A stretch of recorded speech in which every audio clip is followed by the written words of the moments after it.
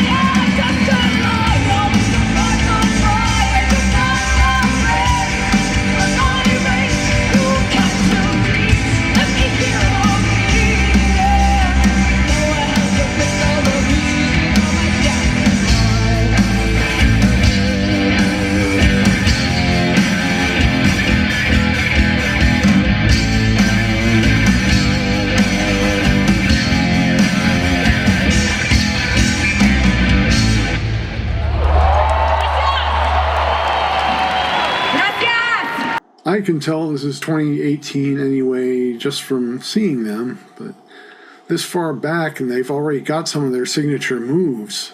I've noticed too. Ale with the dive bombing, Donnie with the facial expressions. I think she's got the greatest facial expressions. Yeah. Yeah, I agree. Pau's drumming style is very visible. And probably more so in this, in this video, because it looks a little more refined now when you see her. Oh yeah, see her drumming style.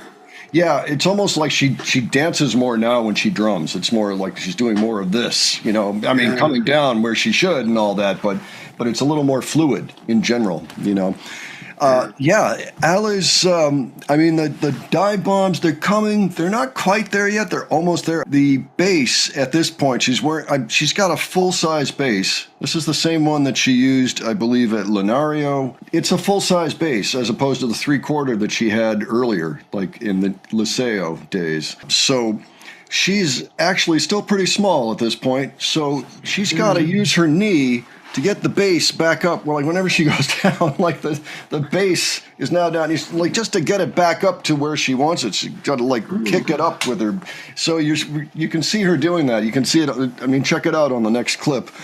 I mean, it's, it is what it is. I mean, she's this little, she's 13 and she's not big at this point. She's still the little, bigger than she is. She's still the little sister here. I mean, in terms of even height and everything, whereas now she towers over both her sisters. But so knowing that, it's kind of funny watching her do that. Like, okay, yep, she's playing this kicking bass, and she's right on, dead on, and doing a great job. And get the bass back up with her knee every so often. Anyway, it's funny. Yeah. And so Danny's starting to move around a bit too. It looks like there's a spot off to the right, away from the rest of the band, where she goes every once in a while for shots and things. I haven't seen a really clear shot of her over there yet, but I'm waiting on that. So that should be good. Yeah, very interesting seeing them at this point, And my understanding is Pau would often destroy drum heads and things like that, at this time. In fact, I saw a clip the other day where they had to stop the show for a moment to change the drum head on the snare because she had just demolished it, So, yeah. Why am I not surprised to hear that? Anyway, smashing. Sounds like the crowd loved it. Let's just go right ahead into the next track. The Berkeley song. When I'm Alone.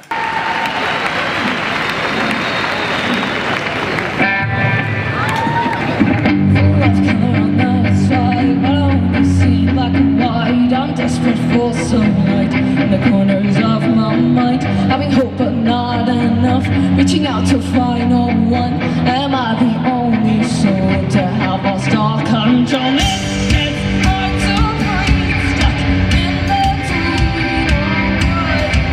Become my baby, and there's no escape from the voice in my head. It's driving me crazy.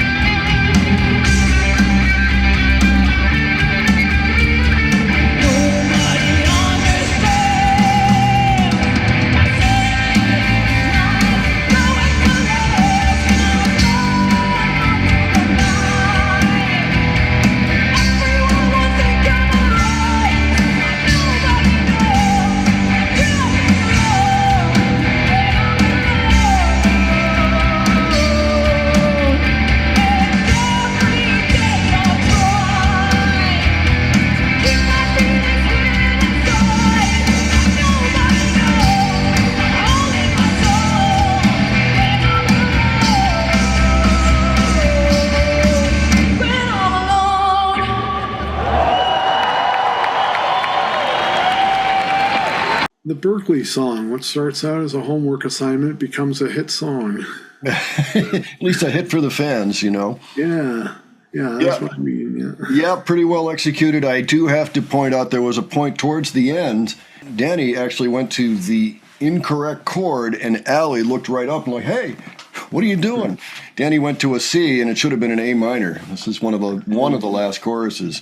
Anybody who's not, a big fan of the band wouldn't even notice because harmonically they're very, very similar. Allie always knows when there's something amiss. You should just like, what's that? It's kind of fun watching her reactions to things going on stage as well. Yeah, I remembered the drumhead story from last time too. At one point they were showing the snare with Powell like banging the hell out of it, and there was something bouncing off of it whenever she hit the snare. Oh yeah. Yeah. Well, I don't know what it was. It might have been a microphone or probably something else. I also enjoyed that we could see Danny's entire system of pedals, which it's a much bigger footprint here. Nowadays she uses a Kemper Profiler, which is just one really cool box that you can put everything into. But at this point, she's got a whole bunch of things out there. I mean, she's working it expertly, but it's quite a difference. This is kind of a fun trip down memory lane. Now that we have seen so many things from this era and earlier, we can put it into its proper perspective, and it's just fun seeing them rock out at this age, at this point in their career. We are going to continue looking at this in the near future. There are 3 songs left. We're going to stop for now today. Why don't you let us know what you think of these 2 performances? How it strikes you. I know that a lot of the fans have seen footage from back then. If this is your first time seeing The Warning from years ago, let us know. That would be interesting. There's plenty of stuff in their back catalog to check out. It's really a lot of fun. And you can look through our videos if you like. We've done over 200 at this point and continuing pretty much daily. I think we've gone daily every single day for over 5 months now. And it's a good way to spend our time, we feel. So join us, won't you, on the next one. And in the meantime, if you enjoyed this video, please give it a like. And if you enjoyed our presentation, please subscribe. All right. Thanks so much for joining us, and we'll catch you on the next one, all right? Take care, folks. See you all later.